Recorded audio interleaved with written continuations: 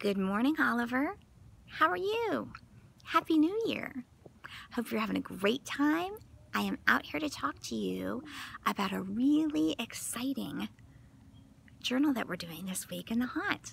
I'm going to send you to section 6 of the journal, and we are going to do something awesome to start off the new year. Are you ready? We are going to write a letter to someone who needs encouragement, or we're going to write a letter to someone who has inspired us. Okay, we're going to start 2021 off by thinking about others, which is something I learned from you and your family. All right, so here's how that's going to go. Even though it's in the journal, we're still going to write it in letter format. Okay, so we're going to start off with Dear Blank, and we're going to finish our letter by saying, Sincerely, Oliver, because it's going to be in letter format. Now, if you want to send your letter to your person, we're going to talk about that in just a moment. Now, the hardest thing, Oliver, is going to be deciding who we're going to write our letter to, because we know a lot of people. So we're either going to be thinking about somebody who needs to be uplifted, who needs a little bit of encouragement, and think of 3 paragraphs. It's 3 paragraphs on how we can encourage them and support them and be there for them. Or we could think of somebody who inspires us, and we want to tell them. We want to take these moments to let other people know what a difference they've made in our lives, or how we can be the difference to help others. So once you've got your person in mind, you want to kind of tailor your letter. And we're going to use everything that we've learned in the Haunt to do that, okay? Because hopefully we're going to send our letter to our person, and we want it to look the very, very best that it can possibly look. So we want to use awesome details, and we want to try and get an anecdote, maybe 2, Oliver, maybe 2 anecdotes inside of this letter, and really make it personal. Okay, now, for example, for myself, I would pick somebody who has inspired me. Okay, and a person who has inspired me is Mr. Haynes. Now, he's the boss of Boom Rider. Remember we sent that story start to him? And he created Boom Rider, and he's just awesome. But I wouldn't want to say, Dear Mr. Haynes, I think you're awesome. I'd need to give a lot of details. I need to give 3 reasons. Why is he awesome? Why has he inspired me? So my first paragraph, I could talk about how he created this really cool company that allows me to sit here, out here in Jacksonville, Florida, and teach you over there in Spain how to write better. He created all of this that we use every single day.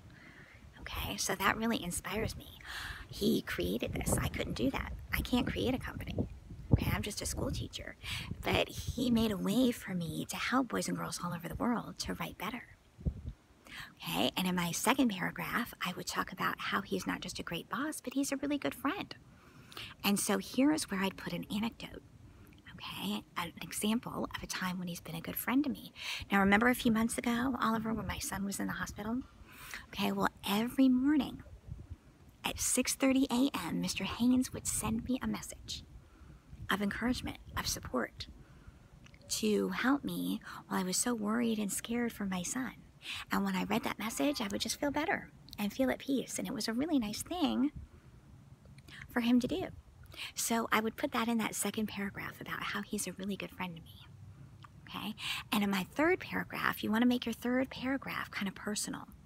Okay? It's not just, oh, you're a great boss and you're a good friend, but I want to make it personal.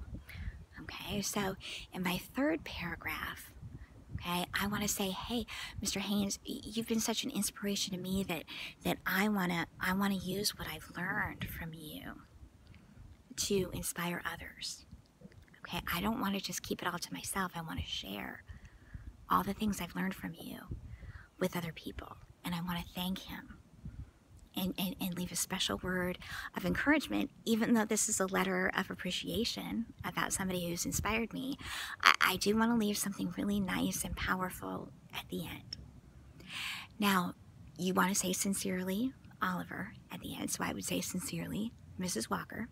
And then you've got a choice, Oliver, okay? You can either keep it in the journal because it needs to stay there so Mrs. Walker can read it, But it would also be a nice idea to send it to the person that you're writing about. So I'm definitely, okay, as soon as I go into my house, which is right there, as soon as I go back into my house, I'm going to write a letter, an email, because Mr. Haynes, he lives in Massachusetts, which is up in the northeast corner of the United States. And I live in Jacksonville, which is in the bottom right-hand corner of the United States. So I'm going to email him this letter. I am. I'm going to go in there right now, and I'm going to type it up just like I was talking to you about. 3 nice paragraphs of how he inspires me, and I'm going to send it to him. And when he clicks on that email, I just know he's going to smile, and he's going to love it, and it's going to make his day. Okay, because normally he gets a lot of emails that are, you know, people complaining and giving him a hard time. But this one's going to be a nice one for him to read. Okay, so you can go ahead and copy and paste it and put it in an email and send it to your person, whoever it is. Whoever needs encouragement, they would love to get a kind note from you. And whoever has inspired you, they would love to know that they've been an inspiration. Okay, so this is a really fun assignment inside of your journal using everything that we've learned in the haunt so far. Okay, so I'll be really excited to read your entry for section 6. I want you to have a great day and a great week, Oliver. Happy New Year to you. I hope you're enjoying this time together with your family. And I'll be talking to you really soon, okay? Bye.